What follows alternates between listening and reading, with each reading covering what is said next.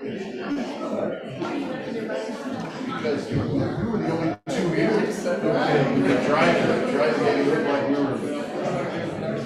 Okay, Mr. Mayor and Commissioners and citizens of Panama City, welcome to the Center for the Arts. I want to thank Jason Kretzner and his team for hosting as a venue for this. And for everybody in the audience, I would share with you that the 59th Annual Bay Arts Competition is what you see on display. All the way around, you'll see those that were the winners, the merit winners, and the first place, second, third.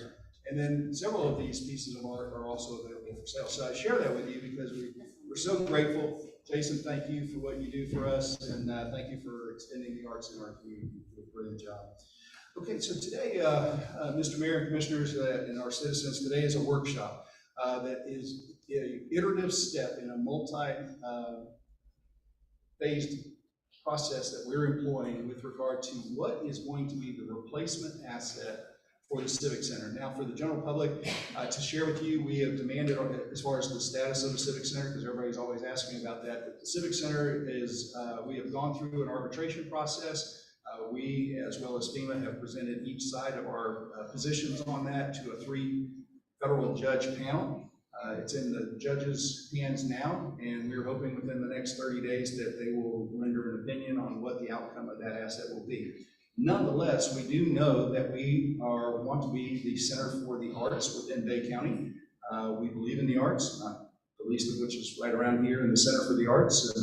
And today's objective is to talk about 2 key components that can help us extend the arts in our community. First and foremost is a replacement facility for what we have historically called the Civic Center, and we're now calling, for this purpose, the Panama City Performing Arts and Event Center, Performing Arts and Event Center. And then secondly, as we have right across the street, we have the Martin Theater, and we're going to have a presentation on both the Performing Arts and Event Center as well as a opportunity to talk about and see where we are on the Martin Theater. So with that, this is a workshop, and workshops are a little different from normal city commission meetings, and there will be no decisions to be made today. This is all an opportunity to have interactive dialogue between the commissioners, because we're Florida Sunshine. They can't meet together and talk unless it's in a workshop or in a commission meeting, a public notice activity. With that, we're on a tight timeline, and the objective is to do the presentation of both the Performing Arts and Event Center and the Martin Theater, and then create exchange of conversation and questions. And then, of course, at that point is when questions will be fielded from our audience, because we do want this to happen. There are 5 total opportunities in terms of types of venues like this, town hall meetings, where we can get together, where we really want to hear from our citizens as to what they want in their facilities, particularly the Performing Arts and Event Center. We've gone through an extremely long process to do that with regard to the Martin Theater, and now the architects are well on their way, and they're nearing the finish line on the design based on all of the input that we received from our citizens. Now we're in this same process with the Performing Arts and Event Center, and we're very fortunate to have Wilson Butler Fentress, which is our architects. We also have a team of teams that are embedded in them, and we'll be introducing a few of them to you in a minute. And then separately, we have with us is our project management consultants, which is VVA, and I think I see there you have a team of teams right back here. There are project management consultants, and then additionally for the Martin Theater, we have DAG Architects, and Owen Gibson is back in the back, and we'll be hearing from him and his team shortly. So with that, I'd like to move forward with our schedule, and I think we're going to start with the Performing Arts and Event Center. And to that end, Steve from AMS, would you come forward and share a little bit about it? So much. Thanks everybody, and welcome. We're really glad to see you, Mr. Mayor, Commissioners. Thanks for giving us the time. I'm Steve Wolf, a principal of AMS Planning and Research. My colleague, John Farris, and our third colleague, principal of JLL, is somewhere in the ether. Dan, can you hear us? Giving us the time. I'm Steve Wolf, a principal. I can hear you. And our third colleague. Wow, I've never been in two places at once before. I can hear you. Thank you, Dan. Anyway, Dan got stuck in Houston at the airport. They're under tornado alerts there. He was supposed to be here several hours ago. Steve, I wish I was there. I slide in under the wire. We suggested that he stay there. So, Steve, I'd much rather be there, by the way.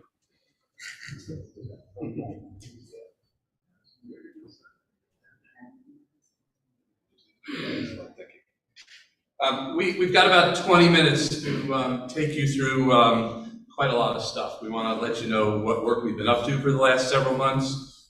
We want to share with you many of the inputs we've had and give you a high-level view of the first part of our work. So AMS and JLL, as part of the Wilson Butler Fentress team, have been engaged to do the phase one work, if you will, around the project, to understand what is and what is desired here in Panama City and in the county, and then to talk about how that turns into an activity profile or a mix of events that will take place. One of the reasons this is really important is we believe, and our colleagues at Wilson Butler, who we've been working with for years, Fisher Dax, Venue, Acoustics, our whole team, is that form follows function. If you just build a building that's a building, then the building tells you what you're going to do. If you think about what you aspire to do, and you design a building to that, then you're able to realize those goals. The roles are divided a little bit distinctly. AMS is about a 3-decade-old arts management consulting practice, and our business is the planning and development of arts and cultural facilities with a major focus on the performing arts and entertainment. And Dan represents the destination and tourism component of Jones Lang LaSalle, JLL. We work with them in many places. We're working together right now in Annapolis. We did a whole bunch of work together on the Dr. Phillips Center in Orlando as well, so they're really good colleagues of ours. Our assignment is broken into two parts. The first part answers sort of 4 key questions. What is the programming desire? Who will it be its users? What can we think about the market area and the opportunity to draw audiences? How might it be different in the future than it was when the Civic Center was operating? What does the competitive environment look like, both in micro and macro scales? And then again, what are the physical components, as I mentioned? What we haven't done yet is gotten into how will it be operated, governed, what will it cost, how will we pay for it? That's work in our second phase, which is roughly the next 8 weeks. It's been really wonderful to be in and around Panama City. You have a great team here, you have a great community here. We've had a tremendous amount of input from across the community.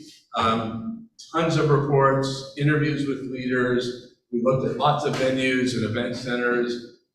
We surveyed over 300 potential user organizations. We've already hosted a couple of community forums, and the city administered a community survey, a community input survey. So there's been just a ton of input that we've collected, and now we're going to present to you in about 16 more minutes. So I'm going to ask John to come up here just a second. But one of the most important questions to ask at the beginning is, what does success look like? I think oftentimes this is a question that's really not asked. It's just an abstract question. Should we develop a building? And based on our interviews, we see it as being a variety of things. It wants to be the center, but not the exclusive location for arts activity, touring performances, entertainment, events, conferences, and meetings. It wants to be a place that doesn't create what we call threshold anxiety. It doesn't want to be the Metropolitan Opera House with crystal chandeliers and Chagall tapestries, and every time you approach it, you wonder, do I need to be wearing my tuxedo, and what language are we going to speak tonight? It wants to be a place that the community feels welcome and comfortable. We heard a lot about how important it is in Panama City and Bacon County to be family-centric and to have educational components. And a lot of what goes on here at the Arts Center actually sets the standard for kind of what we want to do. Another thing we heard is that it can't be just one thing. it needs to be able to accommodate a lot of different kinds of things. It might want to be downtown, but the architects will talk to you about that a little bit later. And most importantly, it needs to be really proactively managed, well managed, and fiscally sound. And we'll be talking about those last outcomes when we see you again later in July. So I thought that John would just start off with a little bit of data about the market, and then Dan and I, with Dan's help, will sort of help you understand what we've honed in on as a concept. Thank you, Steve. Glad to be here with you all today. So, part of this first phase of work for us is understanding who are the folks that are here currently, who are the folks that might come here for activity, for performing arts, for events. A lot of this data comes from US Census. We've looked at population growth data. And you can see that we're slightly more youthful than sort of our kind of 4 target areas. We have the city of Panama City itself, then the Panama City MSA, sort of metropolitan statistical area, which is essentially Bay County.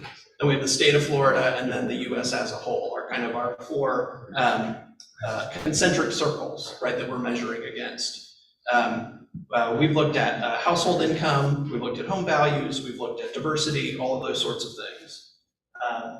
In terms of population growth, this data is based on the University of Florida Bureau of Economic and Business Research, right? They do these updates, and they do a sort of low, mid, and high population growth estimate. This is the same data that the Florida legislature and the Department of Transportation and a lot of government agencies rely on when they're making sort of future planning. And so you can see we've got data down to the county level. At Bay County, in the estimate for 2020, it was about 175,000 residents in Bay County, and that that will likely grow to somewhere between 177,000 and 250,000 between now and 2045. That's a slightly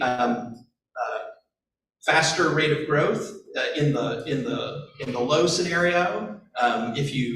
If reality ends up being more like the mid scenario, then that rate of growth would be slightly slower than the state as a whole. And if we do get to the high scenario, then again we're sort of exceeding the state of Florida population growth.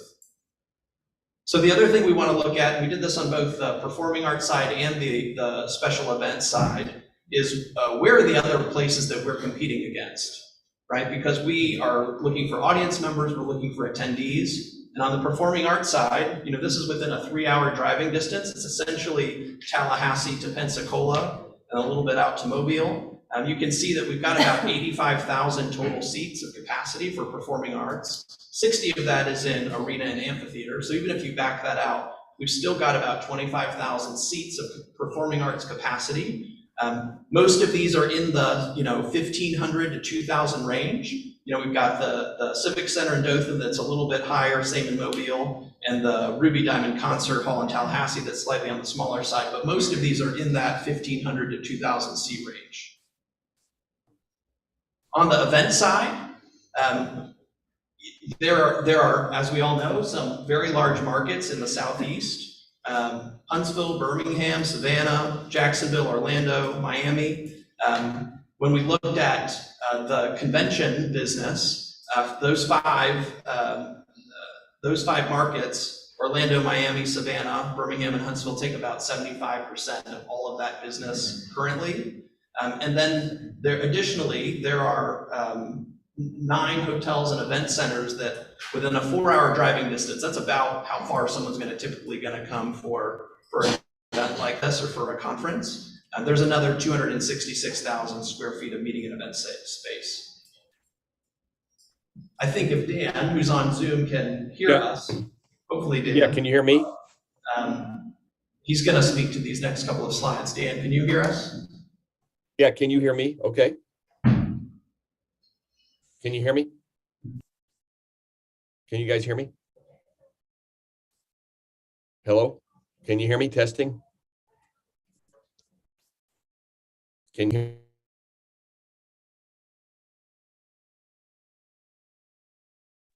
guys hear me? Yes. Yes. Testing? I don't think the voices from above usually say testing, testing. Yeah, Dan, we have to mute ourselves on this end because of the technology, so you go ahead. Can you hear me now, anybody? Apologize.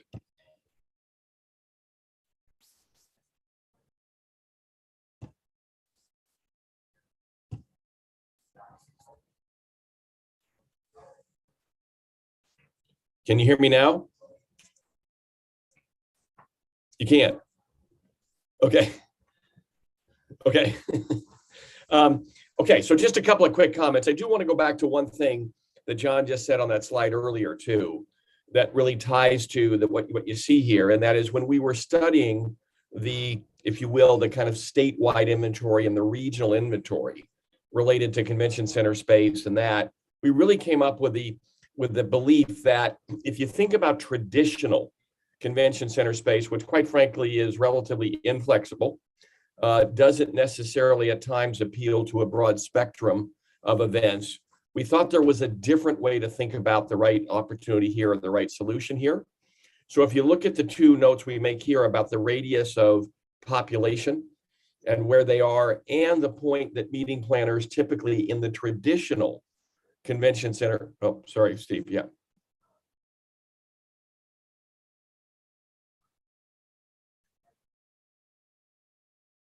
We'll put it back on. Yeah. In the interest of time, Mr. Manager, I think I'm just going to do my very best to do my day presentation. Sorry, you can't hear me. And also says whatever you click. This is not I think what Dan was saying here is that one of the big challenges in figuring out what we can do here in terms of the continuum from meetings through events to conferences to conventions is this inventory of existing space. And that for the multi-day hotel-based activity, there's very, very significant competition. But for the Bay County inward opportunity, we think we have a real opportunity. We have a real opportunity to do that. The population, even with the growth figures that John has mentioned, is dramatically smaller than these other high-end markets. That makes sense, of course, typically, right? We're not Savannah, we're not Miami. We just can't compete with that. And in the survey that JLL did of all of its various meeting planners, 90% of them talked about needing a single hotel or contiguous hotels with more hotel capacity that we can provide. So it's important to us, right? Sometimes we have to rule things out, and it's important data.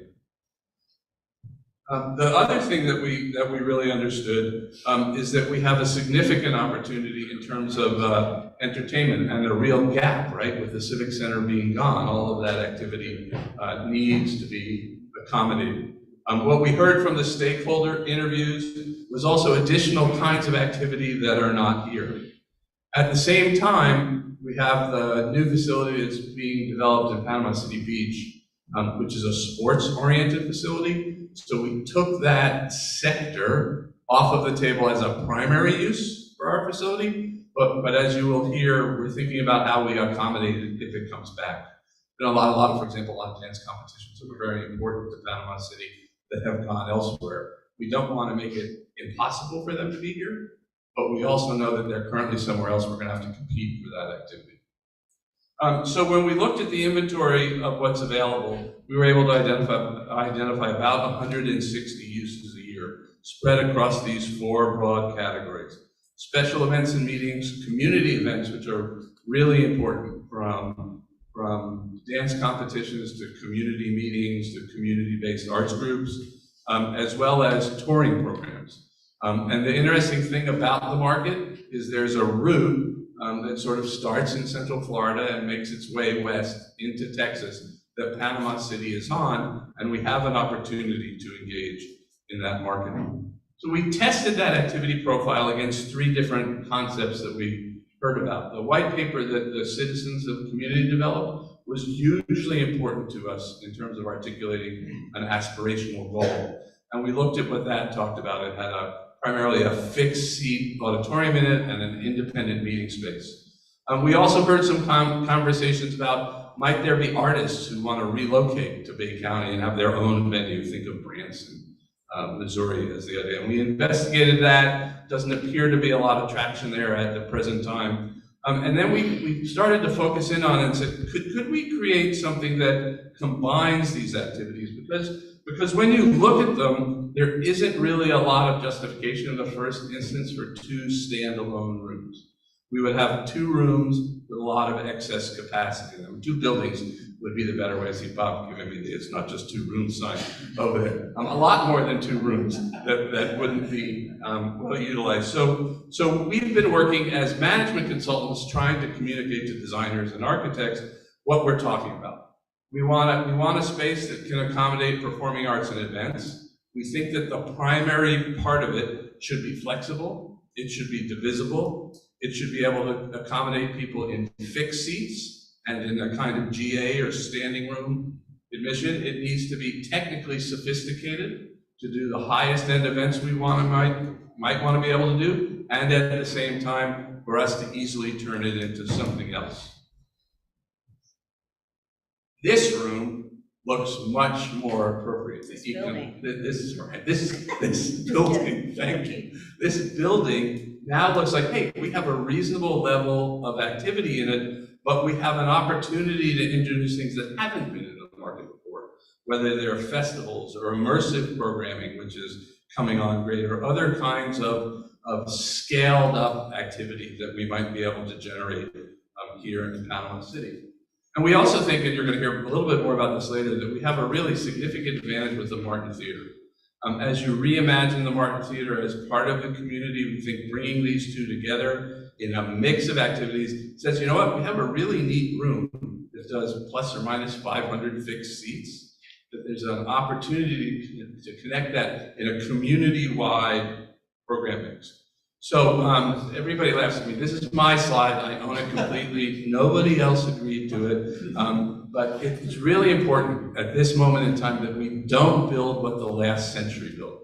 We're not trying to do the sort of last good building of the 20th century. We want to do the leading building for the 21st century. And what we're pressing the design team to do is to think about how can they take these two ideas and put them together. And to be quite honest with you, when John and I brought this up, we thought we were brilliant, that we'd come up with like the new idea, but guess what?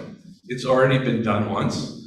And there's an opportunity to build on what's been learned.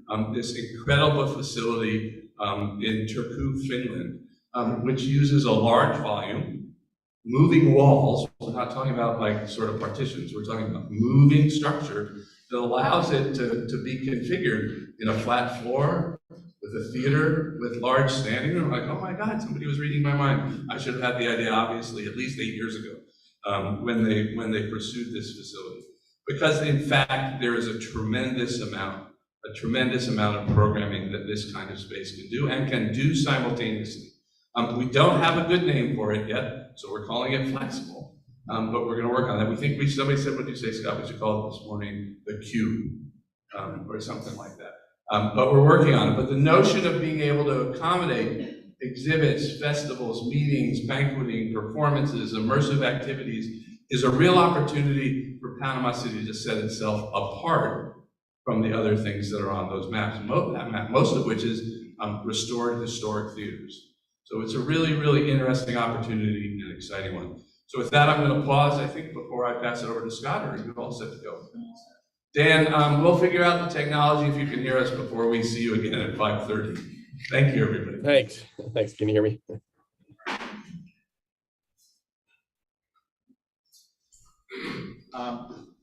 So I'm going to pick it up from there just to sort of suggest that we are only beginning our portion of work within the context of what JLL and AMS have been doing.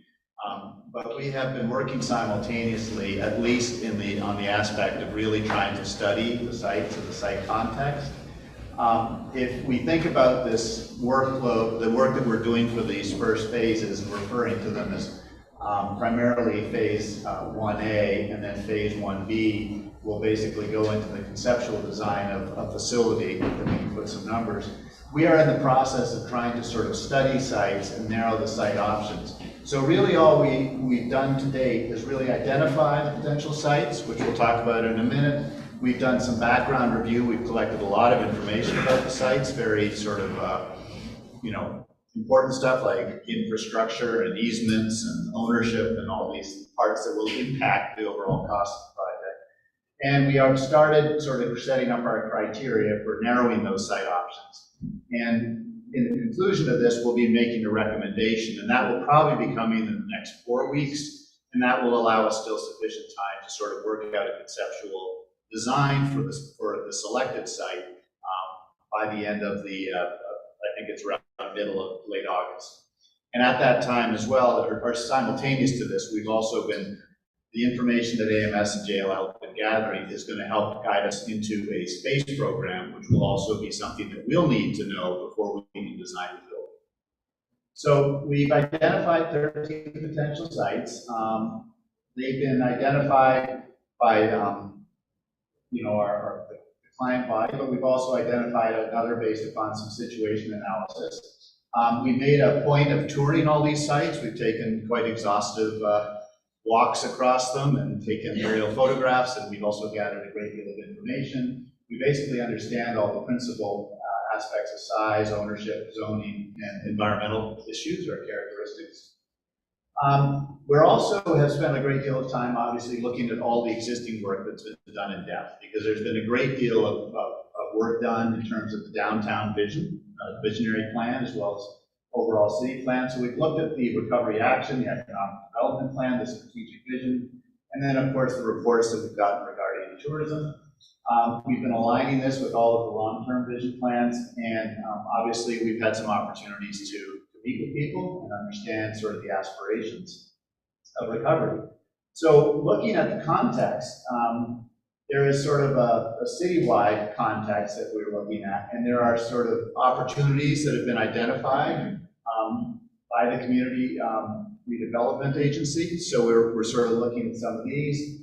We're obviously looking at resiliencies, given that we've seen a previous history of some high water marks, as well as other issues that we know with climate change going on are going to be challenges.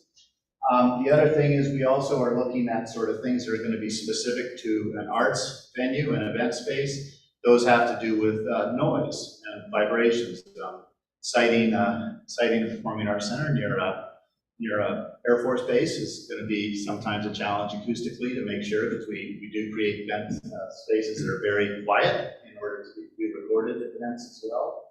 And then we've got a sort of a summary of things. So we are putting together, and we have established a list of evaluation criteria.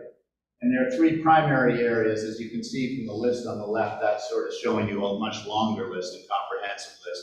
This is actually a list that was also based upon the GSA's own list for sometimes identifying building sites for their projects, so it's quite thorough. There are 3 categories, as you see on the left. There's sort of the things that have sort of financial impacts, specific to site acquisition, demolition, preparation, what infrastructure exists and what has to be built new. There are definitely technical factors. How is the property zoned? What are the floodplains, permitting? What does it take to insure building on certain sites, given some of the liabilities, possibly? And for all those technical factors, obviously, there'll be cost impacts as well. And then lastly, there's sort of the project requirements. So once we have a clear understanding of the space program, that is the square footage of all those multiple rooms that are going to make the building, we are going to be able to then do test fits, and we can arrange all those things on the site.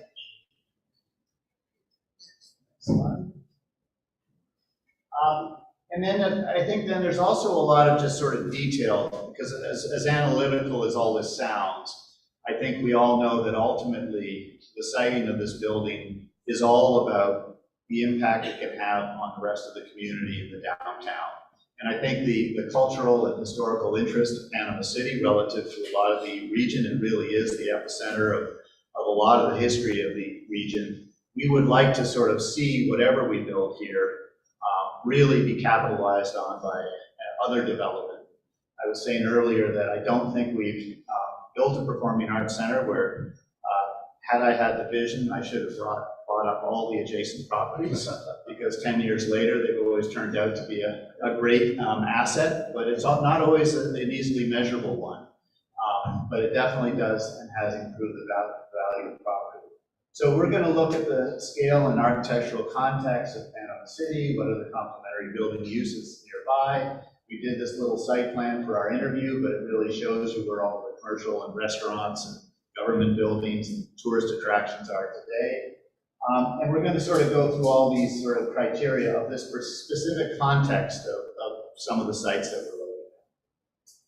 And then lastly, this is not the program for your building, so don't try and read what's up there. This is just an example of how we'll take the written space program that Bob and Mike and others from Fentress will be developing for the specific spaces, and we'll identify every space with a visual block. You know, you can see in this case some of the larger spaces were obviously theaters and conference rooms, but there's a lot of other spaces that go into supporting these buildings. In fact, I think people tend to overlook the fact that the actual spaces you occupy are sometimes, you know, less than 50% of the overall project.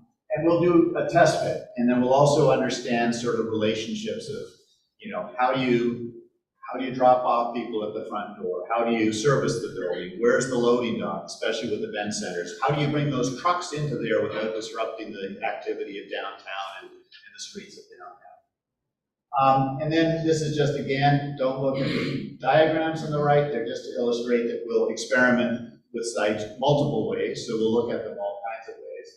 But over the course of this phase, we'll be identifying the boundary areas, and we'll be documenting the site narrowing, and then we'll probably make some recommendations on final sites. We'll test those in more detail. We'll be refining the building program as we go along, because we'll start to do some preliminary costing eventually once we have something more tangible, and that'll lead to the end of this exercise. And also to reiterate what was said earlier, we're at the beginning of our process from a conceptual design standpoint, and for the community, there's still a lot of input that we'll be getting from all of you before we get anywhere close to making the final recommendations. But we will present a concept design on a proposed site with a proposed cost for the project once we're done, and that will align with all of the work that Steve and John and Dan have been doing leading up to this.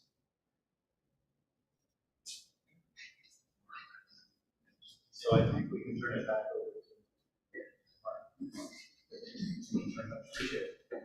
So now we're going to transition to DAG, who's going to come and speak. We've got Owen Gibson. Owen Gibson, who's from DAG Architects, and we're going to share a little bit about the Martin Theater, and then we'll start with a conversation, and we'll go from there. Also, on the black table over there to my left, your right, are comment cards, and feel free to write down your comments, and so we can capture those, and that may help also prompt some questions. Additionally, you can go to the city, and we'll give you an email at the end of this that you can type in your other thoughts and share with friends. Thank you very much, Owen. Thank you so much, Mayor, Commissioners, and we're excited about this. We're closing in on probably 90% of the construction documents, so we're making good progress. I want to introduce our interiors team, Jenny Langham, Shauna Springfield, Brooklyn Nolan, and they'll be sharing some of their vision in terms of interiors with you in just a few minutes.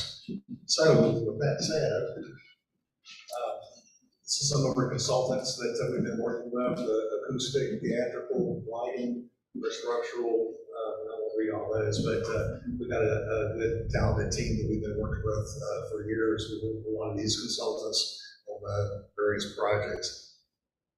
I kind of want to go back, and we've been working on this for, it's been probably over a year, and we first met with the Citizens Advisory Group. We formed a group, and we had many sessions, and to come up with some initial concepts, and then we narrowed those concepts down. So I kind of want to go back over what our goals were, and I'm going to read these fast. So,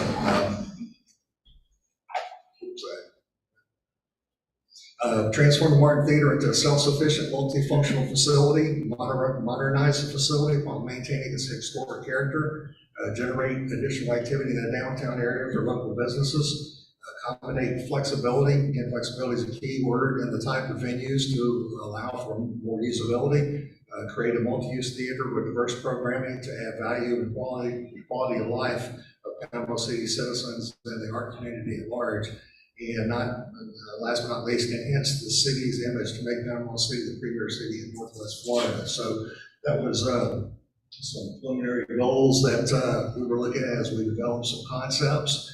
And then we had some other comments as we moved through the process. What they wanted in the facility: larger windows, more natural light, more balcony space, better accommodations for talent. Then we'll get into kind of how we incorporated some of these. Make sure operations staff has space, fully embrace the Art Deco aesthetic inside and out with appropriate colors and finishes. Ensure adequate storage space with good access. Install long-lasting, high-quality equipment for the best user experience while maintaining value. And then ensure the interiors acknowledge and preserve the building's history. So with that said, I want to go back a few months. We developed some exterior elevations. What we renovated the outside, and in terms of the front facade, we worked with a group in Indiana to bring in a new replica, basically, of the marquee. And so all that is done. The exterior ethos completely recladded the building, the existing building. And then some of these, we've got three different, there's basically three different buildings for this project. There's a Ritz at the Martin Theater itself, and then the Tennessee House. And we'll talk a little bit more about that. But this is the back elevation with the loading docks, and then this is the south elevation of the Tennessee House. Right now, it's currently a one-story building, and we're proposing to do a two-story building to maximize the use of that site. Very valuable property. This is a rendering of, again, what we proposed for the Ritz at the Martin, and then the Tennessee House to the south. Again, just another rendering, another look there. Might have to get your mouth a little bit closer. All right. Yeah. Can you hear me? He's even here. Yeah. Okay, I'm sorry. And as we go along, we've developed some of the signage for the Ritz, the Tennessee House as well. All right, now, okay. There's this elevation, rendered elevation of the south side of the Tennessee House, what we're proposing. Then I'll go through some of the floor plans and kind of give you an idea. Some of y'all have seen this, some of you have not. But this is the lower level. To the upper part of the page, this is the lower level underneath the Ritz. What we propose is to excavate that down and create some multifunctional, multi-purpose space like office space, storage, and one of the things that we've looked at is tying the Ritz, connecting it to the theater, the underside of the theater where the dressing rooms are. This is the main level. Again, the Ritz is up at the top. The theater is in the center, and then the Tennessee House is at the lower part. And again, some of the spaces that we've looked at is creating an overflow of the lobby, tying in the Ritz to the lobby of the Martin Theater, and give the patrons more space. And also, they can now circulate through to the side. Originally, you go down here and enter the theater down here, but now we're allowing the patrons to go all the way around.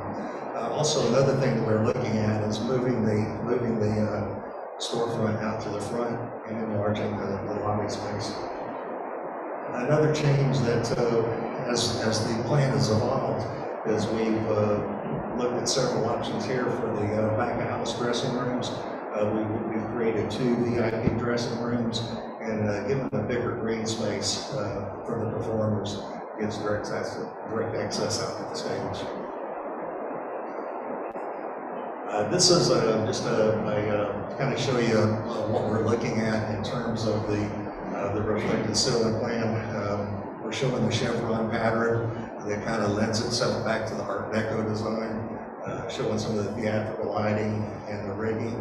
And we'll show you some renderings later, but we've looked at a couple of different options of shaping the sidewalls for natural acoustics, and then also we've got a concept of an electronically reinforced, it's called a transcend system, that you don't depend on the shaping of the walls, you depend on it electronically, a series of speakers.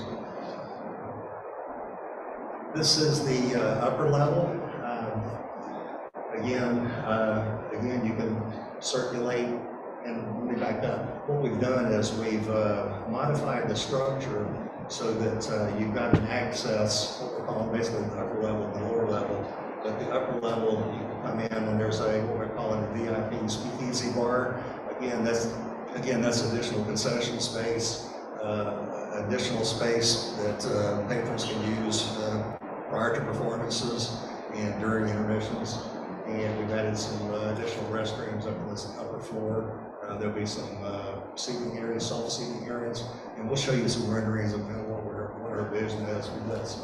And then on the lower level, it also ties in. There's some light blocks here on the upper and lower spaces, and this is again the Tennessee House.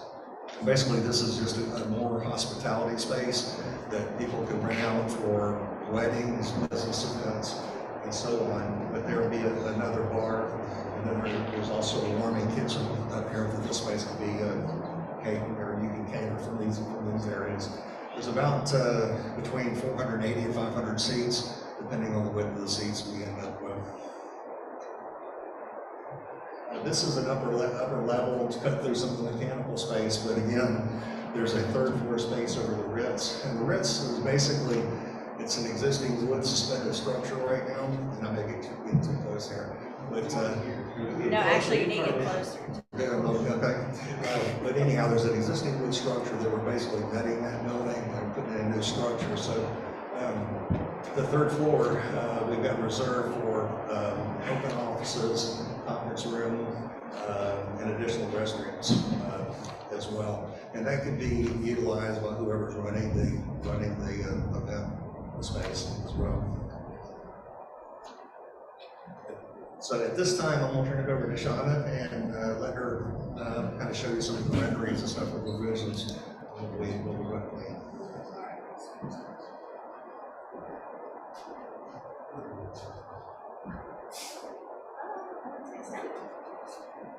Just be sure not to touch it. Can you hear me okay?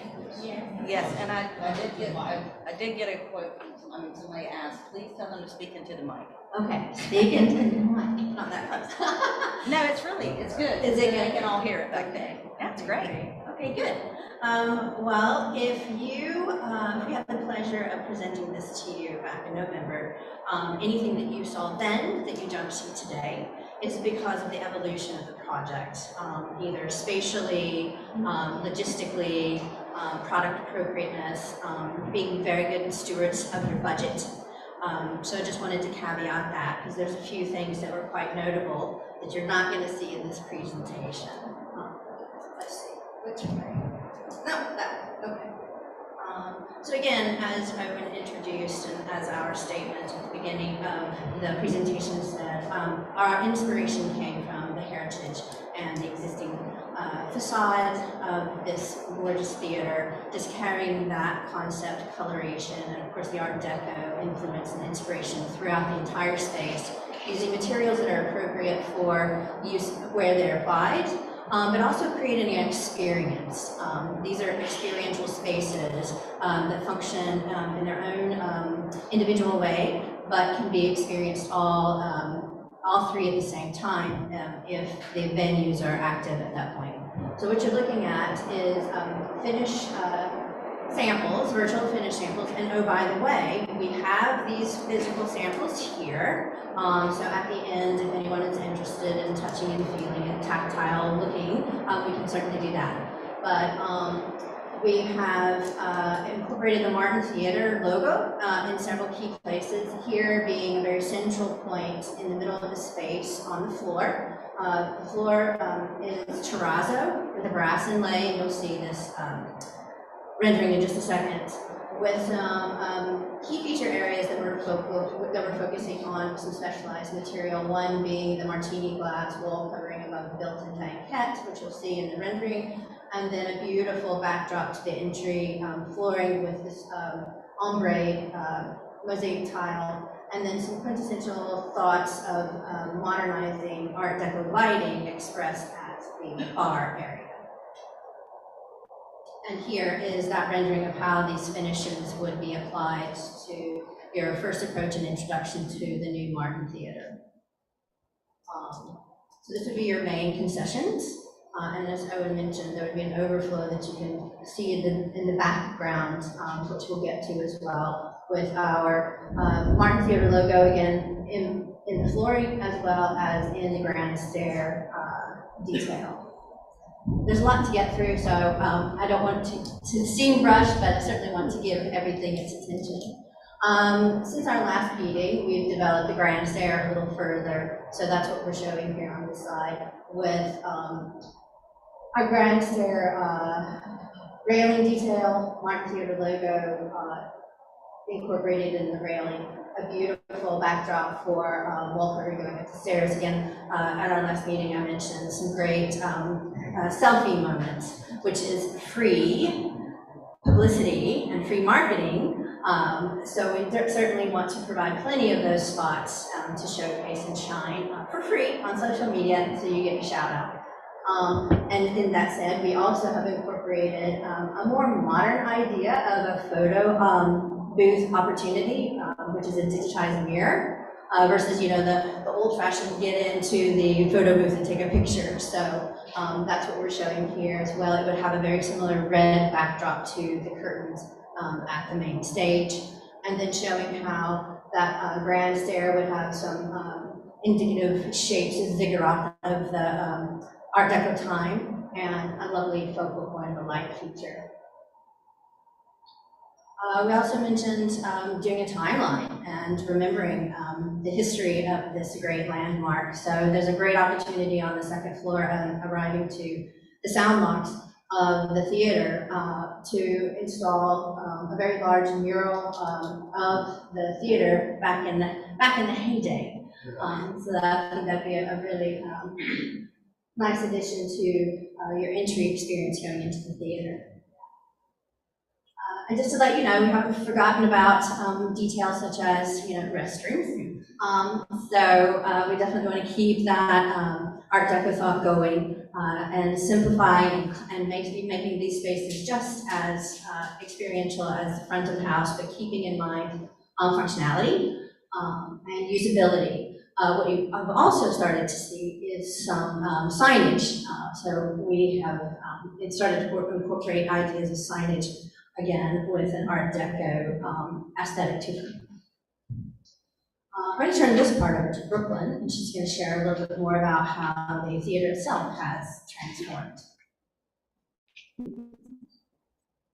Great. Hello. So what you see in front of you is the previous options we had, or one of the previous options we had for the theater. And a lot of this has not changed. We actually went with the more modernized version of this time period and using this chevron ceiling that Owen had referred to earlier.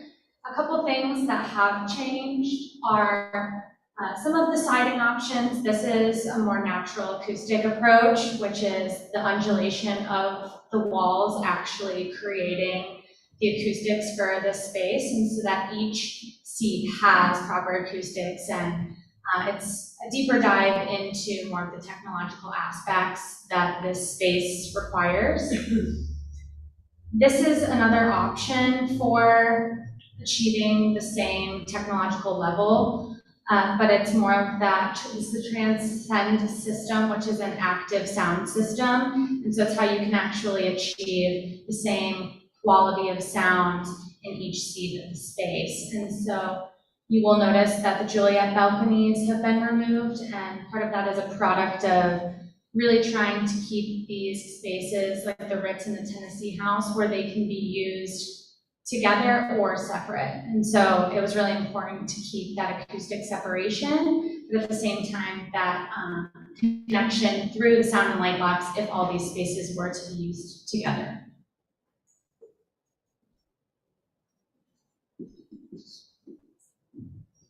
And a few more details back to the finishes for the main auditorium theater is you see a very colorful and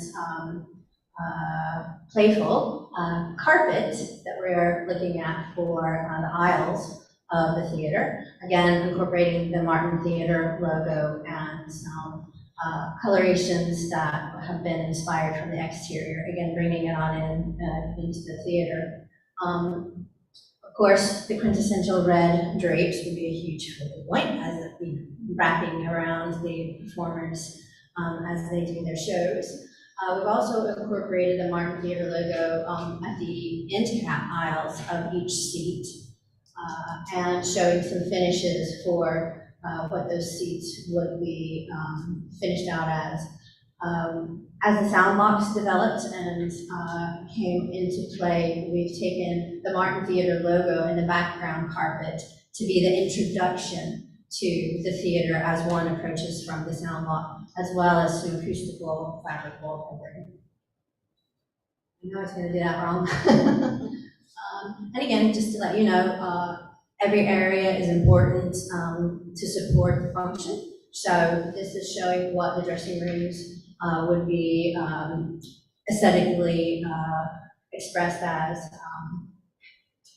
with the appropriate lighting for makeup and hair and costuming, as well as durable fabrics, and of course the support spaces of the restrooms and all the other functions that need to get your performers ready to go out and do their thing.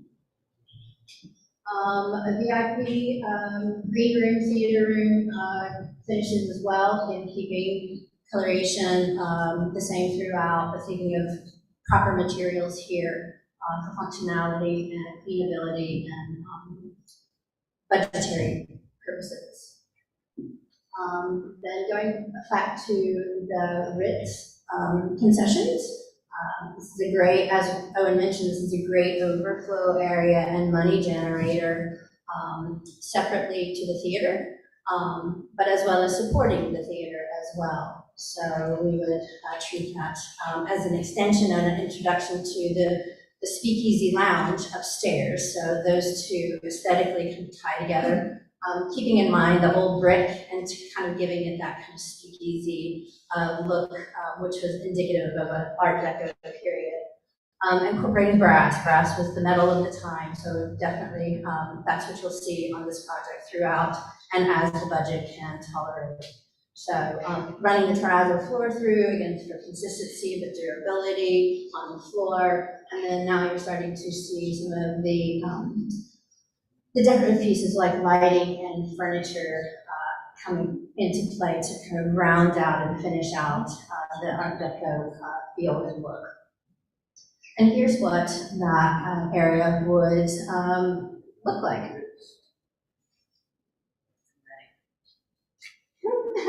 I'm glad you're excited. And the Speakeasy Bar. This would be the second level of the Ritz space. Again, Speakeasy, that was during the time of the 20s, of course, when the Art Deco time period was in its heyday, and it seems like in the past, I don't know, 8 to 10 years, the Speakeasy concept has really come back into vogue as far as nightlife goes. So it would be great to have that venue here as well, and then really looking at materiality for not only functionality and cleanability, but also supporting that thought as well. Maybe doing a little bit more contemporary furnishings to tie, today's time and kind of bridge the gap between old and new, but definitely thinking of materiality in coloration, functionality, and creating this speakeasy aesthetic. And here's rendering what that space would look like. And again, we haven't forgotten about the restrooms. Again, keeping the thought and running, the Art Deco thought process from front of house to back of house. We mentioned the third floor stays in the Ritz building. Here we've provide a well-finished, properly finished as far as materiality and affordability goes, so that space could be furnished or used however it is deemed fit at the time of opening. Again, keeping that great brick veneer, so that's a continuous thought from top to bottom. And then our Tennessee house, which we've kind of gone in a slightly different direction, but at the same time period, and kind of I heard the term earlier, presentation, kind of a Great Gatsby nod. So this space, both first and second floor, could be rented out together or separately. They both have bars and warming kitchens, so you could have a very large function or two different functions, and we hope the space will be rented and seen appropriate for bridal showers, wedding receptions to corporate rentals. Hopefully it'll spread the gamut. In this space, it's very light and airy, and a lot of gold accents. Again, you can see the Art Deco expressed in a bit more modern way with the feature light fixtures. An introduction to each space. This has a laser pointer here. So here, oh, I like this. We have an entrance here and here, and it could be expressed in a tile pattern here with the name of the facility. I know I'm going really fast, so I hope I'm not missing anything. So the feature points would be a glass beaded wall covering applied on the ceiling to, again, add that glitz and glamour, but using that material sparingly and where it would be most appropriate to, again, keep in mind budget. This rendering is still catching up with the evolution of the floor plans. So the wall covering and wall paneling is still being expressed and caught up to the current floor plans, but this is essentially what the vision would be for the Tennessee house. And again, keeping in mind our restrooms, we'll just keep flowing this Art Deco theme into the restrooms, but with durable and appropriate materials.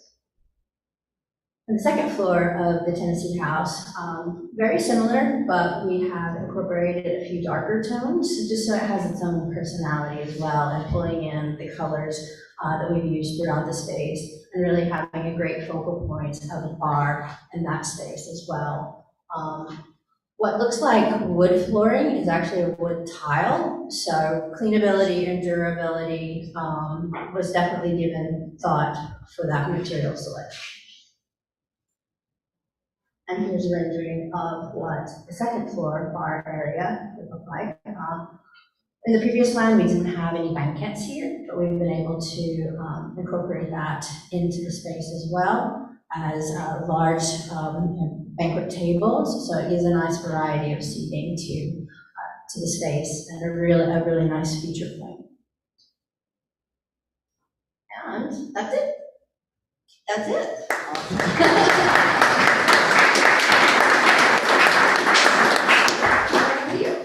Want to wrap it up? All right. Can I ask you a question? That's all. Thank you very much. Sure. Stay close with questions. All right, so Commissioner, apologize. So this is a time now for the mayor and the commissioners to have dialogue amongst themselves, impressions, and they could be appropriate to start first with the first, which is the Performing Arts and Events Center. Again, the journey is will be over multiple months. It has been since we started this journey in February. It was based on an aspirational white paper that we had from a number of artisans in our community that participated in that to create what would be the vision for the Performing Arts and Events Center. So with that, there is no site selection. What we want to do is ensure that as we're building this new facility to replace the legacy Civic Center, is that the Performing Arts Center must have the ability to be self-supporting. It doesn't need to be a money pit. It needs to be something that is self-supporting, but needs to be able to promote the various types of arts that we're looking for. So that was the whole purpose of some of the study, to look at what is supportable, what is this community able to sustain with regard to the arts, not only in the here and now, but out into the future. That is key. So if you have any questions of our team with Wilson Butler Ventris, this is the. You want to give them the microphone? Yes, I'm going to take this little one. No, take the big one. Don't touch them. Don't touch. All right. So there we go. I'll let everyone pass this Oh. Yeah. Oh, okay. Are we on here? Yes. Want to make sure everybody can hear. Now that the rain has calmed down a little bit, it's probably easier. You actually answered a lot of my questions, where we were and kind of the ballpark. And I also want to know that I know there's a lot of people in here that have sent, some concerns and questions that they had to us. And we'll make sure that we get that to y'all so you can answer all that. And I'm sure some of them may come up today, but that was going to be my thing, like, kind of where we are based on your report. It looks like we are probably around 2,500 to 3,000. Is that kind of what you're thinking right now? So at the moment, we're thinking of the building being able to accommodate everything from about 1,200 up to about 2,800 Okay. in different configurations. Okay, that's great. Let's see here. I know a lot of people were talking about the location. That's going to be in the next phase, though, right? That's part of the next phase that we'll be able to get that down. I was thinking about when you talked about kind of a partnership with the Martin Theater, because even in Orlando, which I saw that massive, convention center they have there, I've actually been there too. But even in Orlando, some of their tech conventions they break out, even though they have that huge space, just to give a different feel and perspective. So I just wanted to add to that I thought that was good. Josh, I'm gonna let you ask some because I have a bunch of stuff I can't read that I wrote down here, so. Well, while you're doing that, Dan resorted to an old technology technique while we were on the break, and while our colleagues here were speaking. And he wanted me to respond to you that one of the key things that we think we need to do to be competitive is to be flexible and to have different kinds of spaces that people can't find elsewhere. So you guys are coming back in July, and we should get some of the location-based information, see scoring criteria, and everything that you guys have worked on. In the interim, we've got a lot of moving pieces that are obviously happening in the community too. I saw in the preliminary stuff that you guys sent out, we had some immersive experiences kind of pieces. We've got a project going on at St. Andrews School. I just want to make sure you guys are getting all the data as things are changing. You've got At least as of a couple of weeks ago, okay. we'd seen the high school projects, we'd seen the St. Andrews School. There's some inventory data in the appendix, which you all have.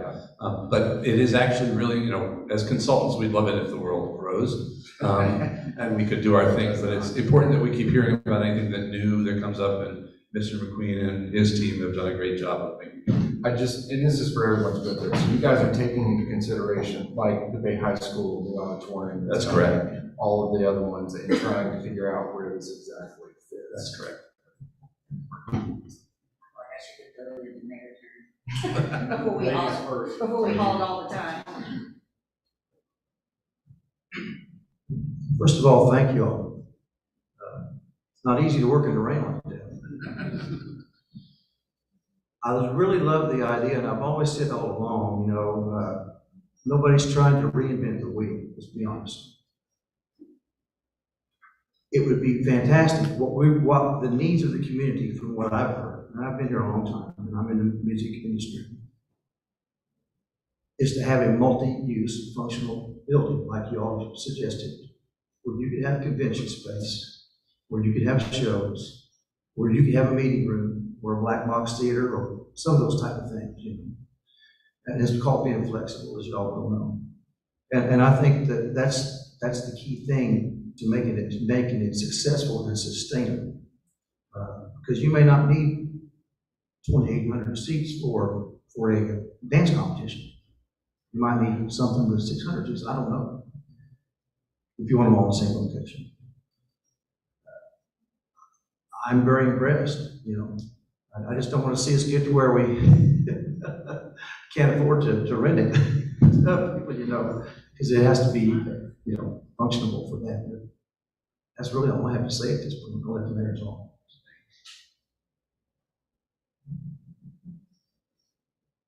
I guess I've been here since 1965, and Civic Center was built, I think, in the late 50s. And I was looking at some of the comparisons. You had something to do with, like, Miami's 9 hours away, so I don't know why Miami was involved in Atlanta's a lot closer, but we have the last Civic Center, I believe, was 2,500 seats. Yeah, 25. Yeah. Okay, it was like 2,500. So when you said a few minutes ago, 12 to 25, I would not have. Yeah, 2,800. there was 2,800. So I know that we attracted quite a few concerts and comedians over the years, and I really couldn't see doing it less than 2,500. So. I know what you're looking at now, and the two schools are going to be 600 and 500, but from a cost standpoint, we probably wouldn't want to build something or have the seating capacity less than what we had 60 years ago. So, So I think there's sort of three answers to that question, and they're pretty complicated. One, civic centers that were built in the 50s and 60s were built without any consideration for market. They were just without any consideration for market. Right. They were just sort of cookie cutter buildings that were built all over America, and that was the going size, plus or minus 2,500 seats. A lot of which weren't very good, or you couldn't hear in. A lot of times they created rooms that were too big for the activity that was taking place in the room. And a lot of times, the operating economics were untenable for smaller organizations.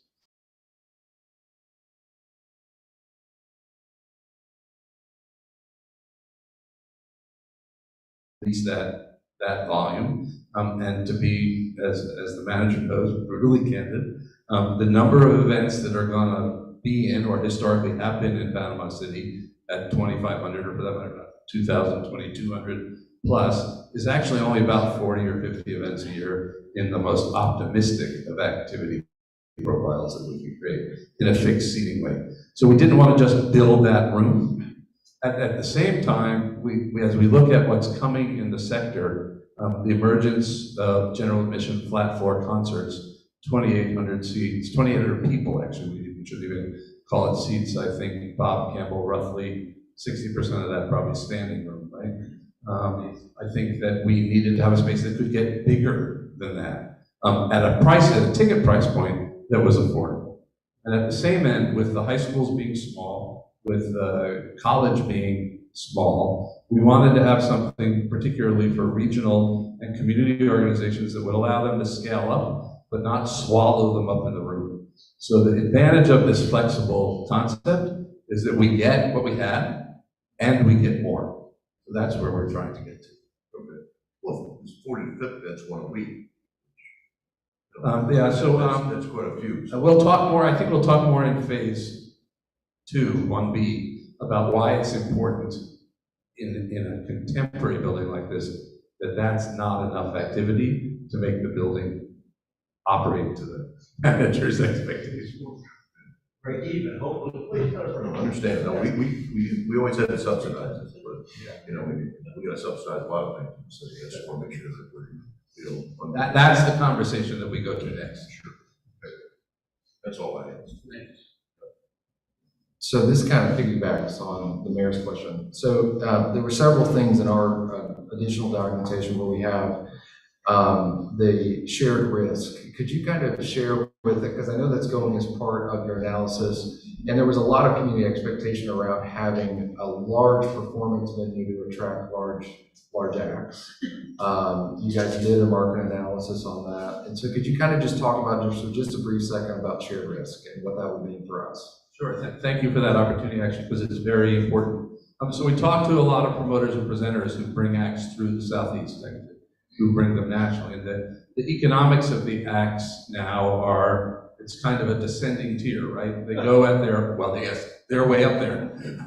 The act or the promoter of the act will go at their own risk to Atlanta because there's 7.5 million people there and they only need to sell 10,000 tickets. As you go to smaller markets, right, the cost doesn't really change, but the risk changes. And what we heard from the agents, the promoters, the acts themselves is that Panama City is a market in which they'd love to play if someone will share the risk with them. That's literally the phrase.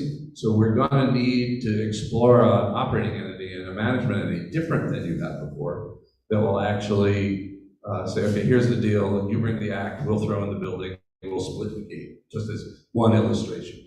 That's what the concept of shared risk is. The other question, which we'll be exploring in the second phase, is actually the question of at risk. And that's where the community or the operator, whoever the operator turns out to be, says, you know what, I'm willing to go this on my own. I'm going to buy the act into Panama City, keep all of the gate, have all of the expenses, and I hope it's going to work out. It's very different than a civic center concept, which was pretty much, we'll build the building, somebody will sit by the door with a key and a calendar and a phone, and if somebody wants to come in, they come in, and if they don't, it's okay if the building is dark. There's so much demand on what this project can do for Panama City, and it's so important that it does that in terms of activation that it can't be a passive management. So just to further clarify, what, because there is another component that you didn't make mention of, but I think it goes into some of this dialogue on sizing and your willingness to make it a versatile building and exchange the seating side. Can you kind of explain how critical mass is changing the way that we're designing buildings and why that's a very important, even psychological component to these very unique performance spaces? Well, I'll start from a market side, maybe you want to talk about it from a design side. There's actually critically important tail end of the pandemic news on this one too. So this is very, very contemporary thinking. So historically, we kind of had three kinds of acts out there. Stuff for which there seemed to be nearly unlimited demand and price elasticity. Think of Big Fish concert or Hamilton. Stuff that was pretty solid and we could rely on it to, at the very least, break even or maybe make a little bit of money locally, but the company would be whole. And then stuff that you chose to do because it should be in the market even if it had to be subsidized. Early data, right? But as the sector has reopened to large-scale performances, it now seems like we only have two groups of things. And as you might not expect, it's actually the middle that fell out. So there's stuff for which there appears to be unlimited demand and incredible price elasticity, and then there's everything else. And that is creating two changes in the market. One is the need to subsidize activity if you still want it to come into your community, and the other is a reduction in volume, the sheer number of things that are playing markets. And the sector is dealing with this right now. Now, we're not going to be open for a couple of years yet, and it will all sort out. But the other thing that we really come to understand, AMS has been doing surveys every month since March of 2020. We surveyed between 8,000 and 9,000 known ticket buyers every month. So we're up to 295,000 or something surveys that we've done since the pandemic started about people's habits and what they think their habits will be when they are again fully comfortable returning to indoor spaces for large-scale events. And what we're discovering is that there's big behavior shift. And we need to be top of mind. We need to be a destination. And that means that we need to have enough frequency that people include in their first idea, oh, I don't need to go to Orlando to see that, or I don't need to go to Tallahassee to see that, but I can come to Panama City and see it. And we need enough of that. That means we need to get more activity than we might have in a fixed seat room, which is where this idea comes. Can we drive volume, meeting volume, event volume, performance volume, concert entertainment volume in a space that we invest in to be good for all of those functions, and at the same time make sure that they succeed? Because that's the other side of this coin, and then I'll give it to Scott, is almost anybody will go to any market once. If they succeed, they come back. If they don't succeed, they're gone. And that's kind of what we're trying to protect for. You want to talk about the people part of that? In terms of, well, what I was going to talk about first, though, was to another point you were making. We got into this discussion about 10 years ago about first and last impressions, because everybody who goes to see a performance now has an incredible series of thresholds to cross, you know, anything from getting a babysitter to getting out, finding a meal before the show, planning your social activities with friends, and it becomes a real sort of, you know, I think with home immersive video, with content on TV, streaming constantly, with the complete, you know, connection we have to all kinds of entertainment types, we have to make sure that people get that live experience. Ultimately, when they do and it's successful, I think it resonates and they'll come back. But that means the last impressions when they leave a venue are as important. So if they're parked their car, there's nothing worse if you've been to a big sporting event and you get into the garage and then you spend 45 minutes getting out because there's only one exit and nobody prepaid. Those are the kinds of things that then prevent people from going back. So in some ways, well, it's always great to hit if you've got a great show and it's more efficient to bring the show in and they may play once in a 2,500 seat and that justifies them coming because they can sell all the seats. Having two performances in a 1,500 seat hall may not be so bad, and it all depends on sort of the setup and, you know, the downtime. But I think it's really important, not just for that single show, but for multiple shows to be able to get in and out to ensure that there's continuous activity. And that same holds true for anything that's around the area, whether it's restaurant bookings or it's hotel stays. You know, we built a performing arts center right next to a stadium in Baltimore at Towson University. And that stadium held 60, 70,000 people, and had, you know, the 5 football games and the 6 college football games, and it just completely destroyed the weekends for everybody. You know, you either went and you got into it, or you just don't go near the place. And then the rest of the time it's empty. And then we built a facility next door that had 300 events a year. There was a constant steady stream. It was far more sustainable. So again, that's just a factor that goes into sort of the size of some of these venues. And I think for people to go out to these venues nowadays, and especially for some of the, I think what you were saying, if you take the Hamiltons, you'll have no problem. But if you do get into the other markets, there are also a lot of touring products that are out there that are constantly trying to build their audiences. And when they come, we also want to make sure that we give them other opportunities rather than just be on stage. And even in the venues like when I think I spoke at the interview about the Broward Center and how they sort of what they call unpack the content. So they'll actually have the presenters, whether it's a Brazilian dance troupe or it's the King Singers choir group from England, that will actually come there. They might perform for a night or 2 nights, but they'll also, you know, participate in pre-show things and after-show things and even educational programs in the afternoon. And having the ability within your venue to actually host those things as well as the performance on the stage allows them to also build the audience, so they'll be willing to come back and possibly share some of the risk when they do. Dan wants me to add that it holds true as well for event planners, right?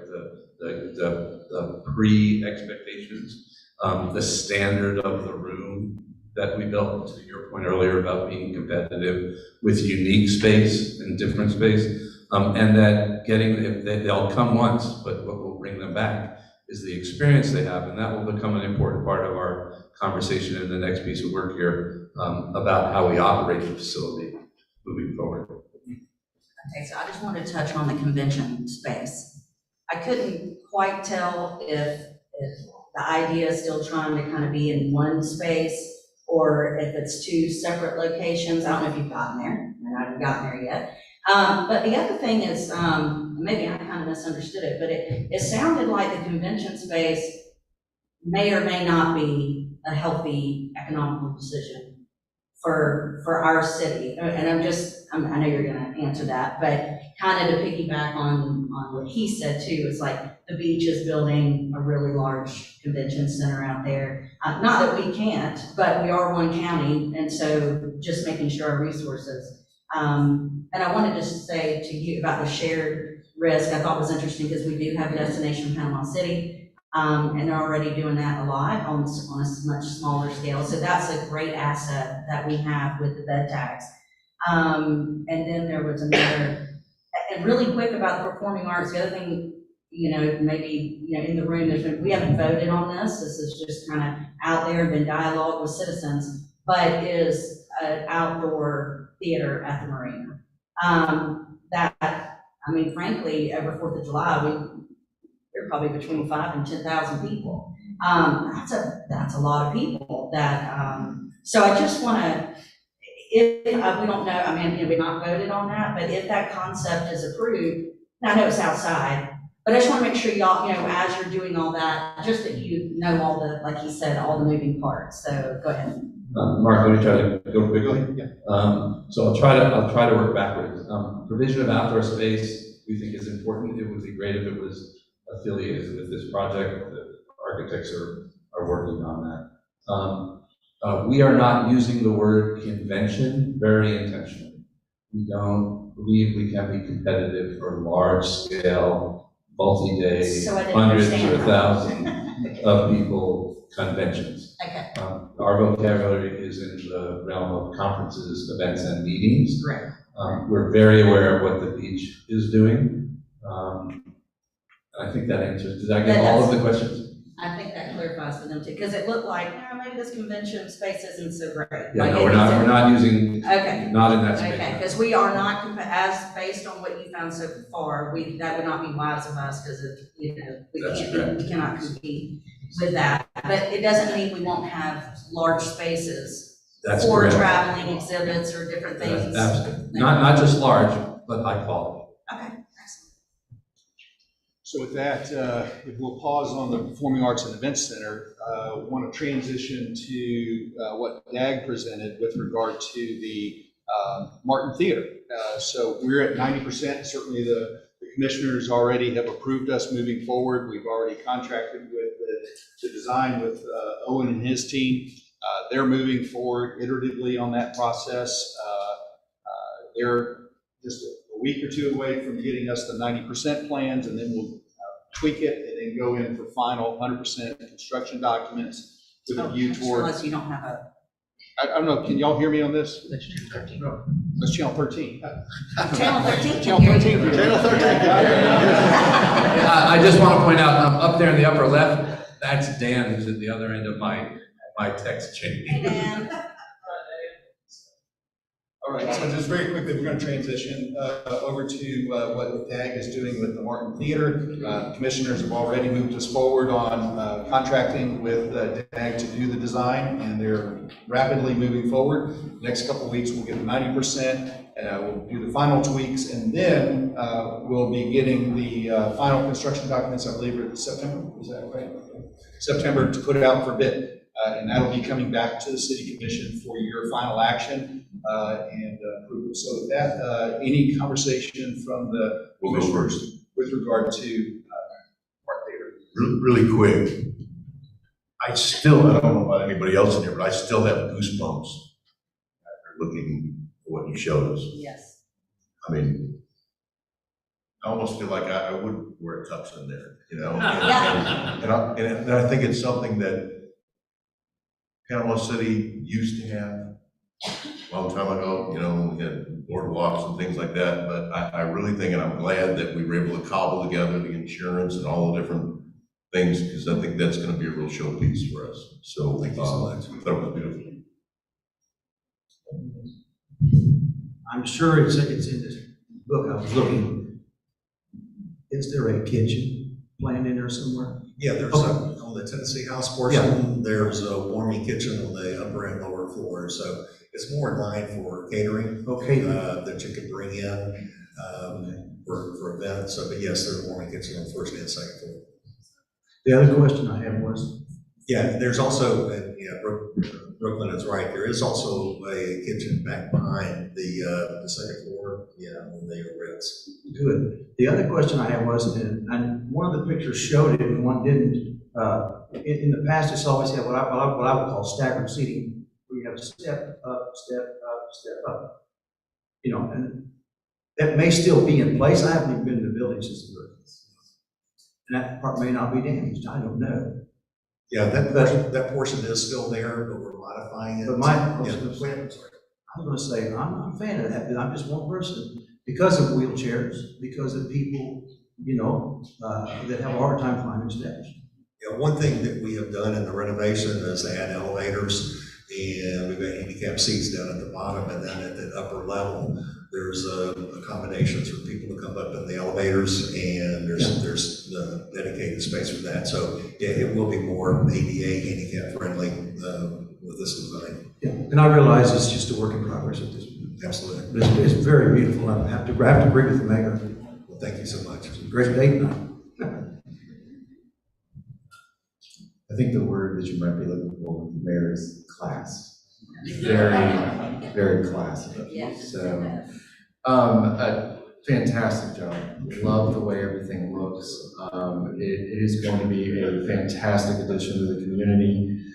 There were two questions that I had, and I think this is kind of important for us as a general public to also understand, and I believe this was probably intentional on behalf of design, correct me if I'm wrong, is the lack of, there's really no space for video or digital kind of capturing that I could see.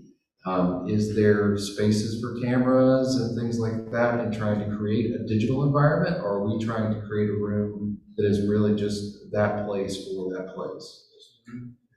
There is, in terms of the theater, we've made it multi-purpose. Chuck-Wattall's are audio-visual. There will be setups for video, audio, for movies. I think a few years ago there was movie nights, so there'll still be accommodations for that. There'll be a rear projection. So there will be, I think we'll be able to accommodate most of what you're. I'm really talking about video recording. So like trying to broadcast a digital experience or those kind of things. This is such a unique space. It's going to have a tremendous amount of demand. Yes. I think it really. And I believe Chuck has incorporated some of that. I can't tell you all the details of it. We can't get back with him on that, but I believe he has incorporated what we looked at as we want it to be the state-of-the-art facility and have all those capabilities. So I believe, but we will definitely double check on that. Okay, great. And then my last question was how many banquet seats do we have? So I saw banquet seating. About how many seats is that in the facility? We focus mainly on the seating in the theater. That's a good question. See, 10 tables. Yeah.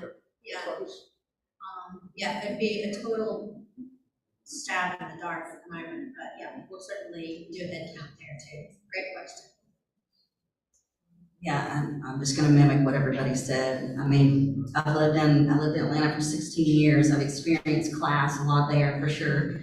I'm way too young to be know about the 60s. No, I'm just kidding. But I do have a photo of my grandparents in black and white in front of the Martin Theater. And it's just very exciting to see, because to me, this is what the citizens deserve. And it's gonna take us time, it's gonna be a long time before, Civic Center or any other thing. And I think it's just gonna show the opportunity. I wanna do it right. And this makes me feel like we're doing it right. I'd rather do one project, spectacular and wonderful to the community, and then just build as we go. But I did have a couple questions. One, I wanted to talk about, once again, because it's gonna be a while for the Civic Center, and we've talked about management and all that, I just wanna be really clear that our intentions that I think are that we're not gonna have a board run the Martin. It would, we're definitely gonna have active management. Not that the board didn't do an excellent job before, but I mean, we just kind of have a little bit different vision from all the community input stuff. And then I know y'all did cut out a lot.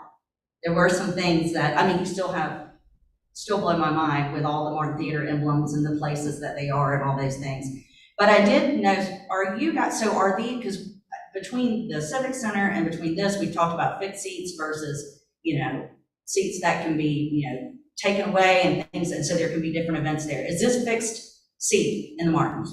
Yes, and there are some capabilities, we've also enlarged the orchestra pit, so there are some seats that can be removed, so Okay. some of those spaces will be flexible, but yeah, there are some removed seats as well. And we had talked about a thrust stage at one point. Has that been taken out there? No, basically we enlarged the orchestra pit to So kind you of could do accommodate the that, thrust so stage. that's kind of.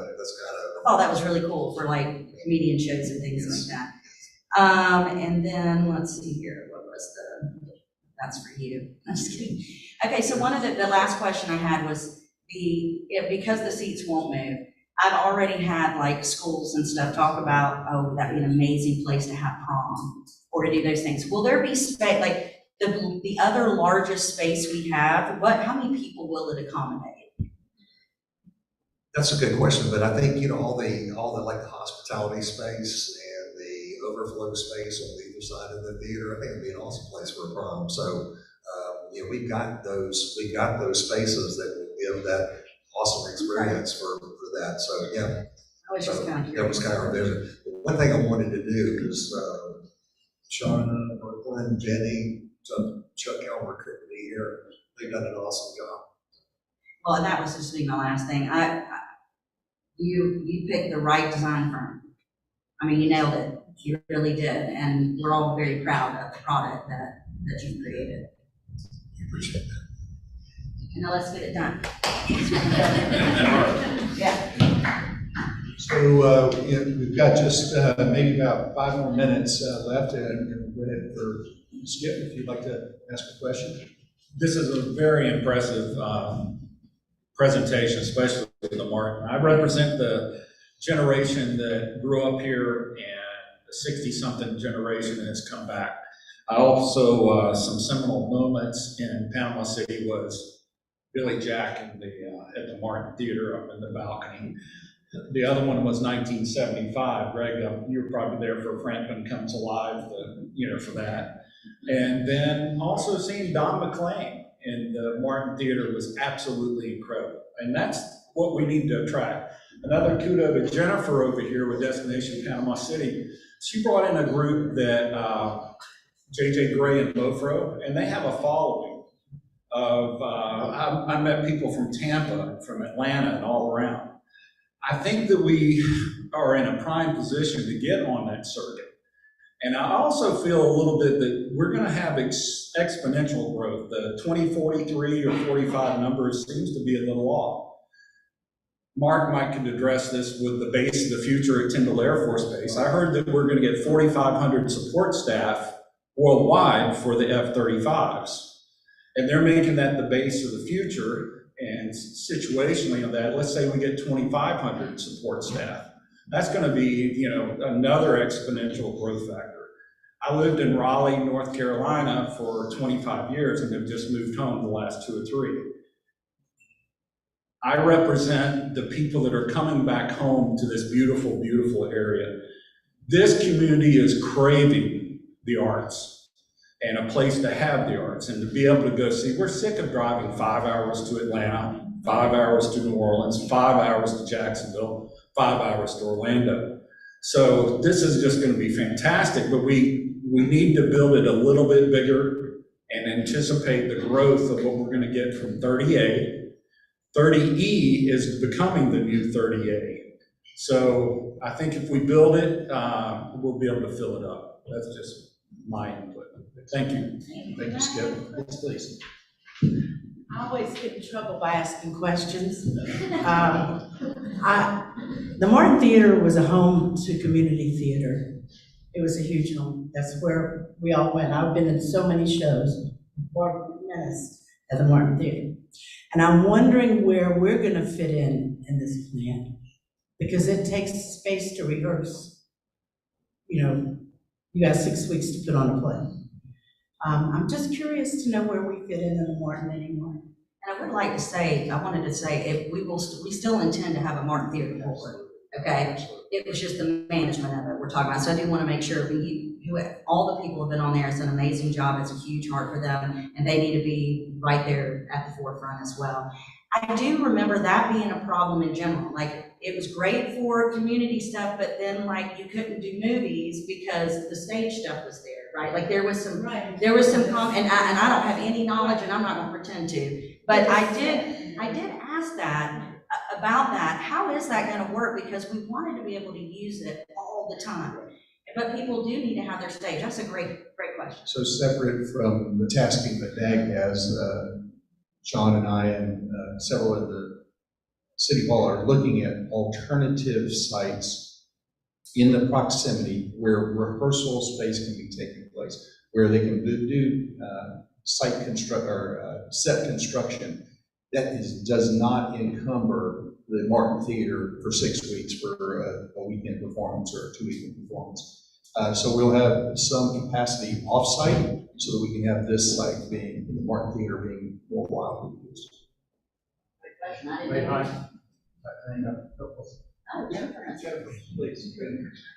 Thanks, Skipper. We actually have a concert tomorrow, and one of our biggest concerns is when we brought JJ Grey, we never would have been able to put him into the old Marina Civic Center.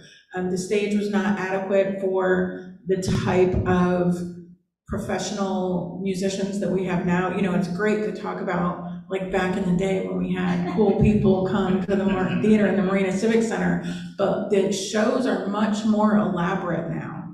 And with the shows being more elaborate, the teams that are coming are much bigger. It takes up much bigger footprint for the actual stage and sound and everything else. And when we bring in those acts, I agree, Mayor, the $2,500 with how much those acts are to bring in, the ticket price would be so high, we wouldn't be able to do that. Like the Martin Theater can work like a Ryman all day because there's not a whole lot of production that goes on with that. But when you're talking about the Marina Civic Center, you need the increased number of seats so that it would be affordable to the people here. We have a policy that I promote our concerts locally for about a month before I put them out, but both concerts with JJ Grey and now tomorrow with Drake White, only 20% of the ticket sales come locally. And for JJ Grey, we gave the tickets away for free. We gave away 2,000 tickets. For Drake White, the tickets are $10. So we try to keep it very affordable for the locals, but again, it's 80% of the people that are coming to those shows are not from Bay County, just so you. Thank you, Jennifer. Yes, sir. Hi, I'm Eric Krebs. I'm on the board of directors with the Panama City Symphony Orchestra, and we use the Marina Civic Center quite often. We finally moved into that space, and we were bringing in 1,300 people, and we were growing. We've been limited to 580 seats, mostly at this point. So it's great that it's been there. We've been one of the only active participating arts venues going for the last 2 years during COVID. So it's been very successful. Couple things. Is there going to be room that potentially, working with the city, where we would have some storage space for potential timpani and other musical equipment? Is that going to be considered part of this? And also, a couple comments. One, I believe you guys designed the Celebrity Apex Theater. Or I was on that in November. It was amazing. It was really wonderful. And so I know you guys are going to do a great job on this. And one last comment on the removable seating. Last year I went to a concert at the Hard Rock Cafe live venue down in Orlando. It was awful because the seating was crammed in. I'm a large guy. We were all sitting in on chairs that were not even as comfortable as these. Please, whatever you do, that cannot be the seating for this venue. Thanks. I just want to introduce you to the answer to all your questions. Bob Campbell over here. Bob is with Fisher Dax Associates. Those are our theater planners. And he said this when you asked about some storage space. Might have also said that, but he said this. And you know, I think we're not trying, that's why I put my slide that I love so much. We're not trying to repeat the errors of before. right? We know that we're in a much different competitor environment in terms of standard, in terms of comfort, in terms of patron experience, in terms of how we treat the artists. So our aspiration is to deliver on all of those. There's always a governor on that conversation, right? And it's that funny 5-letter word called money. But we've seen in the presentation from the Martin that balance has been part of the ongoing dialogue. And that balance will be part of our conversation going forward. Martin, can I just say one more thing? It's just about Martin. I wanted to say, I think we all envision that everything we're doing is for our people first. So I envision that the Martin Theater, the majority of use is going to be our own community. But it's fantastic if we can if we can build a product and we can actively go after things that maybe those acts that are coming in will subsidize the cost for our community to not have to pay so much. So I think I just want to make sure we make that clear. Everything we do, when I think about the Civic Center, all those stories are great, but I remember doing every dance recital there. All of that, our people are always first.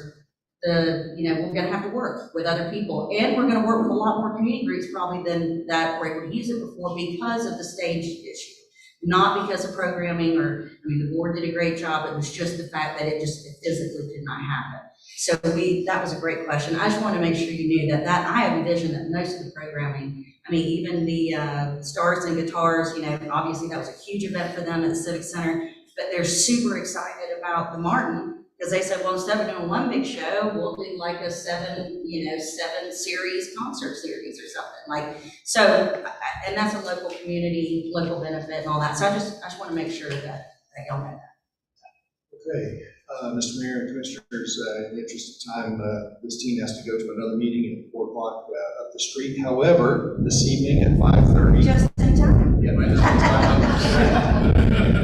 I said so. That was Dan. Thank you, Dan. All right. 5:30 this evening, back in this facility, is the second town hall meeting with our citizens. It's open to the public. You'll be getting a presentation on the Performing Arts and Events Center. We will do the Martin Theater separately when we bring it before the city commissioners when it's ready in a few months. But we're moving forward on the Martin Theater. But on the Performing Arts and Events Center tonight at 5:30 to 7 o'clock right here in the Center for the Arts. Additionally, on the table, there are cards, feedback cards. We really want to get feedback from this audience. Please fill it out and drop it off either with Randy. Raise your hand, please, sir. There's Randy right there. Or you can drop it off at City Hall. Or you can go online and you can email to pcarts@panamacity.gov, pcarts@panamacity.gov with any of your comments or questions, and we will get those all posted to the team. Wilson Butler, Dag, thank you all, and the teams that are all here, VBA, thank you all for being here, and to our citizens, thank you so much. Appreciate it.